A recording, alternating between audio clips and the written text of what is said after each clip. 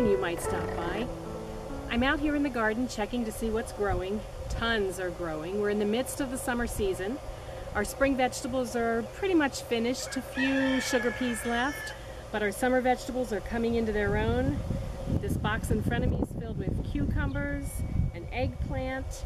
A couple of the eggplants that I just picked are these nice long skinny ones in both white and purple. Great for ratatouille, also good for roasting. There's a bunch more here that I need to pick also. But I thought today would be a good day, since there's blue sky and sun shining, to take a little garden tour. I'll give you a little update on what's growing and what's finished. You'll see a lot of change since the last time we did a garden tour. So come along with me, we'll take a walk.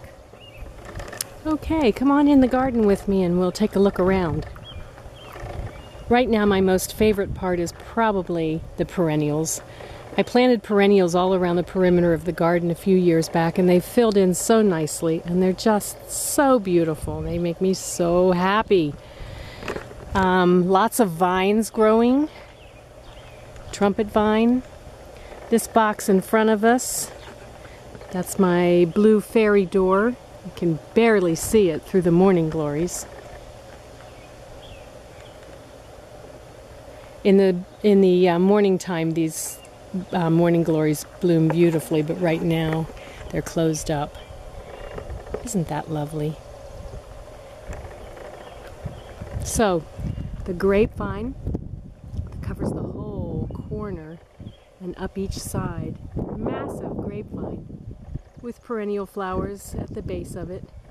Sadly, I think our grape harvest will be pretty small this year. We've had so much rain that the grapes are rotting on the vine. Yeah, there's an upside to a lot of rain in that we don't have to water the garden. The downside is the weeds grow like crazy and some of the fruit rots. This box in front of us,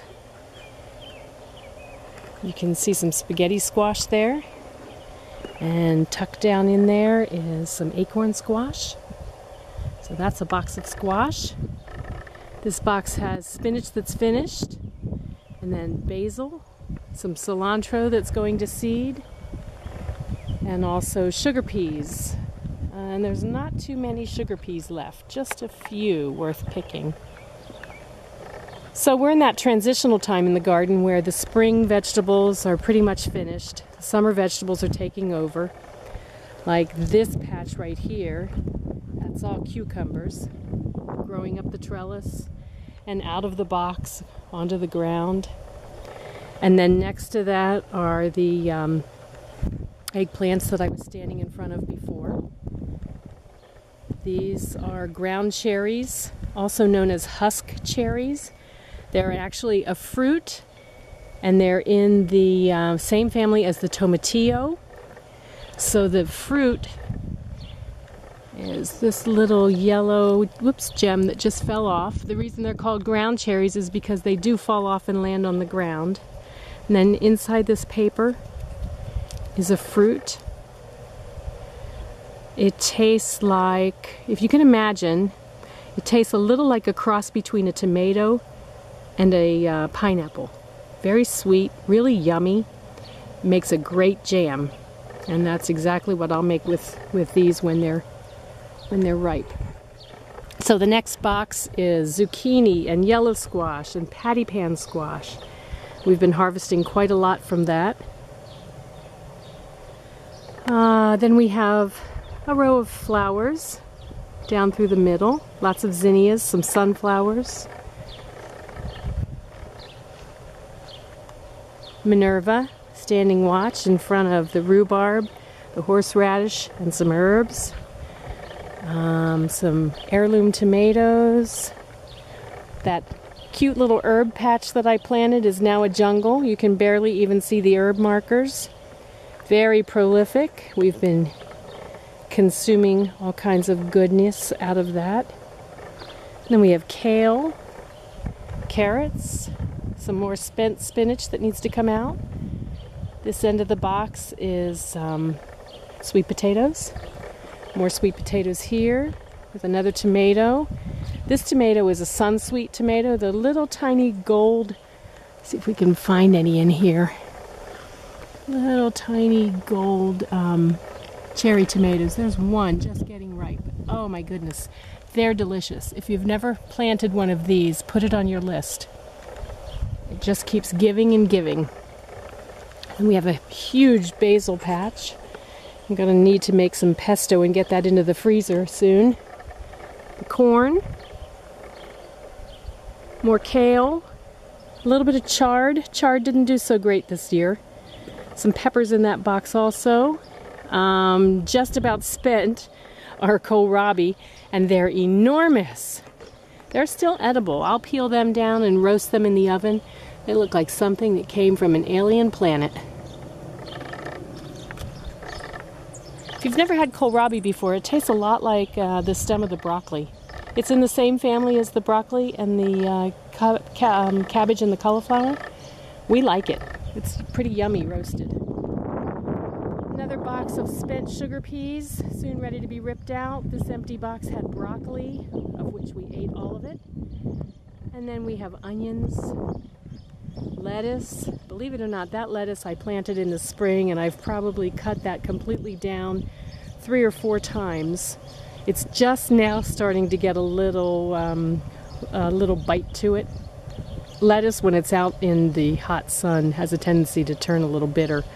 But we've been lucky. It's been pretty good up until now. Then we have a couple boxes of peppers. These are all hot peppers of different varieties, which I'll make a hot pepper salsa with. And we have more carrots and beets and more peppers. All kinds of garden goodness. Those are gourds growing up over the trellis, which we'll use in our fall decorating. Some garlic on the other side of the trellis there. The asparagus patch is finished now. That's all gone to plant. It's lovely though. It's lovely until it falls over, which it's starting to do. At which time I'll give it a little haircut and trim it. But right now it's just very pretty. Little seating area here with more perennials around it. Some perennial sunflowers, yellow coneflowers or echinacea. My favorite of all, the green echinacea, green coneflowers. This nice little vine here in the corner, which the bees seem to like tremendously. And then we have some red yarrow, some pink coneflowers. They're beautiful. Wisteria grows on this post. It's done blooming, but it was quite lovely.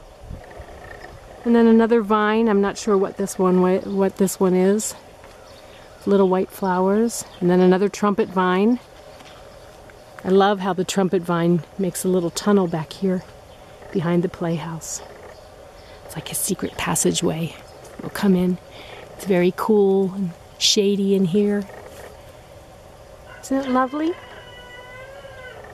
Hear the rooster? Bees buzzing.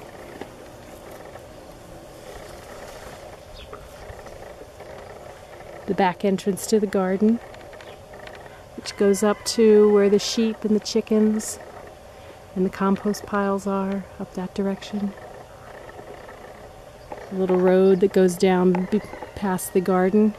Over on the left in the woods is the picnic pavilion. Straight ahead, the dry lot for the horses. So there you go. The garden in the midst of the summer.